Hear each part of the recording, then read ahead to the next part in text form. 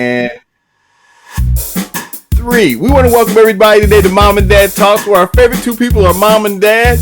Dad came late last week, but Dad showed up. Thank you, Dad. Mom, we missed you last week. We're glad you're back home safe. And I am really glad she's back home. Oh, Dad, I know you are. I see the smile on your face. And you, Dad, you are ready to come on the show today. So I know you're happy with Mom.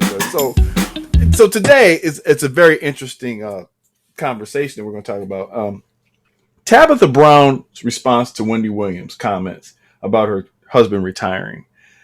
And I think we just had to spend a moment just talking about this just for a little bit because of the way she responded. I thought was just so classy.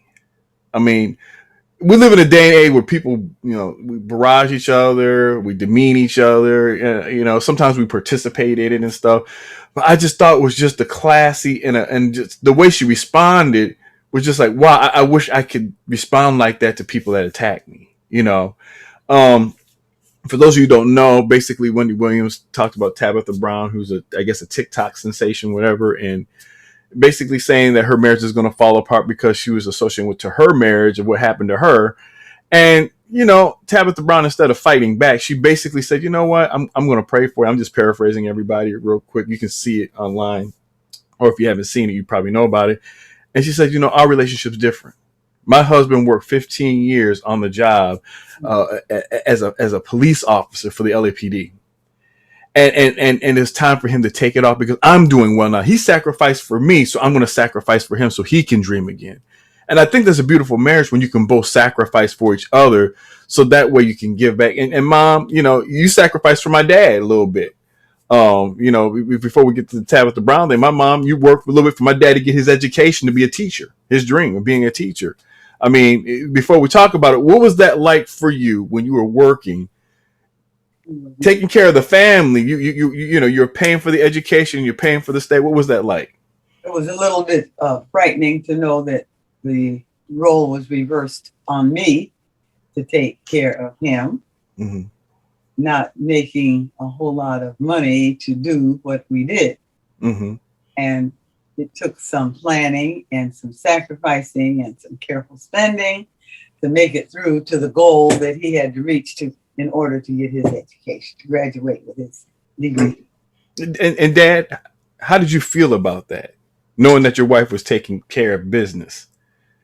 I felt good because I realized that my wife really had my back and she was really supporting me. Mm. And that's the thing that for a husband, for a man, you have to realize that you have a woman. You don't need to dominate. You don't need to be in control, but you just need to know that she's got your back. She's supporting. And that's what we all need is support. And now we're going to switch gears just a little bit here. Knowing that you guys had a similar situation, a little reverse, whatever the case may be with it. I mean, someone attacks your family like that. And that's your business. Your business is your business, right? Or I'll put it like that. And not necessarily attack. Just put a thought on there. We won't call it an attack per se. We'll just say an opinion. Their opinion about what's going to happen to your marriage if you do this.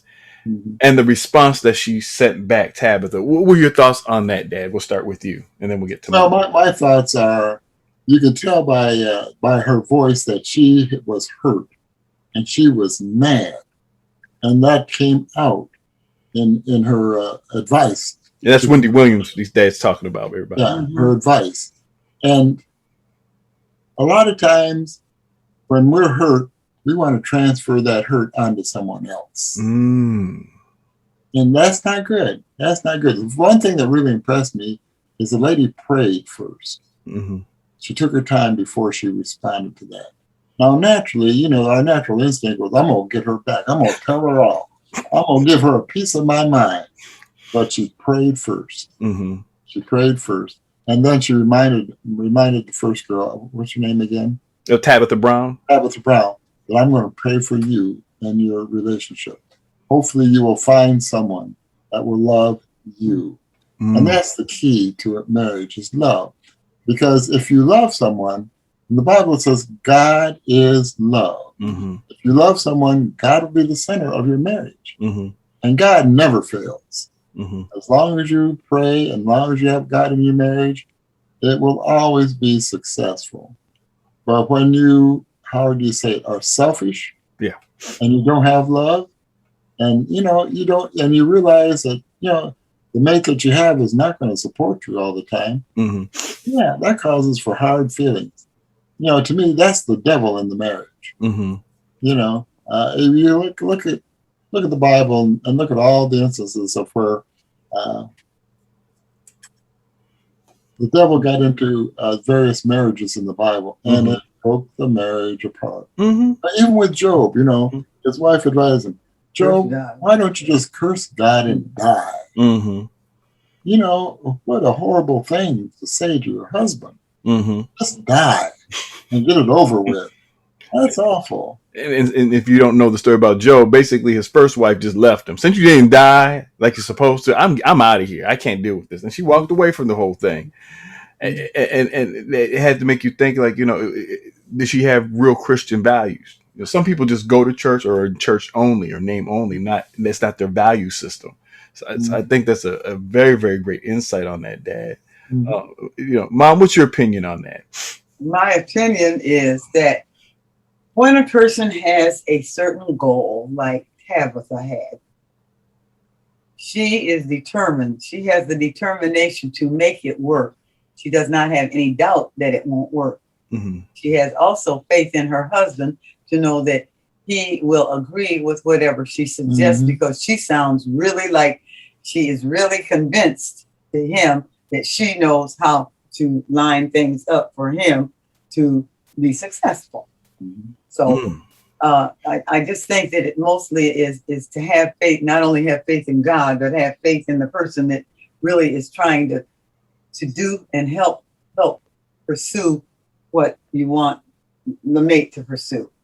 In other words, we have to be on the same course in order to achieve our goal. Now, he could have said to her, you know what, I really don't trust you, honey. I don't want to go along with what you're suggesting. But with the attitude and the verbiage that she gave him, it gave him the feeling that, okay, I am convinced that she really knows what to do and how to do so. There's nothing for him to do but fall in line with the plan and to make it a success. Yeah, it's beautiful when you see both parties sacrifice for each other together. Right. Instead of one party depend on another party and they become selfish. And that's usually what happens. Selfishness is the real big key for any marriage breaking up. In my opinion, whether it's one or both, all it takes is one person to be selfish in the marriage, and you don't really have much of a marriage after that point, because it's all about that person. And if both people become selfish, you don't have much of a marriage at all. Pretty soon it lines up. But the sacrifice, if you can't trust the person you're sacrificing for, you got to really consider the relationship you're in. Yeah. So, Dad, what else did you want to say on this subject, Dad? I want to say, it's like with finances in marriage. The people that are married says, well, he has his account, I have my account. I said, that's not a financial stable plan. In other words, you can do much more with $5 than you can with 5 cents. So if you put your money together and you can trust each other, then you can do a lot, and the Lord will bless you as long as you pay a faithful tithe and offering. And Malachi tells you the key to financial success is right there in the Bible, free of charge. All you have to do is follow it, and the Lord will give you so many blessings that you will not have room enough to receive them. And I know a lot of people, probably saying, well, I go to church. That's the problem. A lot of people go to church. The real problem is church in you. Are you churching it every day? Are you living those values every day? When someone approaches, are you thinking about how this might hurt my spouse or my family with these actions or my job? That's a value system. That means that, whether someone's watching you or not, you hold on to those values, trusting in faith that God's going to do something for you. Right? And I think a lot of people, they just go to church, and that's the action of just going into a building, sitting down for an hour, say, I just went, but there's no change on the inside to say, this is what I am. And I think, that's the hard part. And I know people say don't judge the heart, whatever. I don't have to judge the heart, but I can see your actions. That's right. And if you notice the actions, it's very obvious what someone's doing. When someone's picking on you all the time, that's not love. That is, I'm going to control you, right? Those little subtle things there. And that's an envy thing. Yeah. Envy what you have.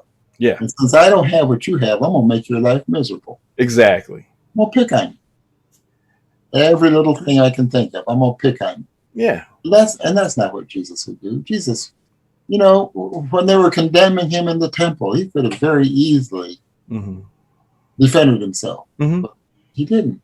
He didn't. So like I said, I thought the response was just so beautiful that Tabitha did, and especially when your business is out there anyway, and you think this is a good thing, and then someone turns it and twists it into something, from their point of view, that's Wendy's point of view, because of her of what she's experienced. But then Tabitha has her experience, which is different. And, okay, we're going to wait and see what happens. Hope God blesses. And I'm sure, now, they're stronger together. But, when you truly have those values inside you, that makes you stronger. That's right. That's right. And don't let your anger flow over to someone else. Right. Yeah. Keep your anger to yourself. If they were worldly and didn't go to church, I'd be like, she's probably right. I can see that happening. But even still, some marriages do survive that kind of thing without having God being in the center. But it just doesn't happen as often. Unfortunately, the stats are very, very low in that, in my opinion. But anyway, anybody have any other thoughts before we stop Mom and Dad Talks today? No, I think we said it all. All I can say is pray, pray, pray. Well, everybody, hope you enjoyed Mom and Dad Talks today. We'll see you next week. And like I said, we always enjoy here with Mom and Dad Talks. Have a blessed day. Talk to y'all later. Bye.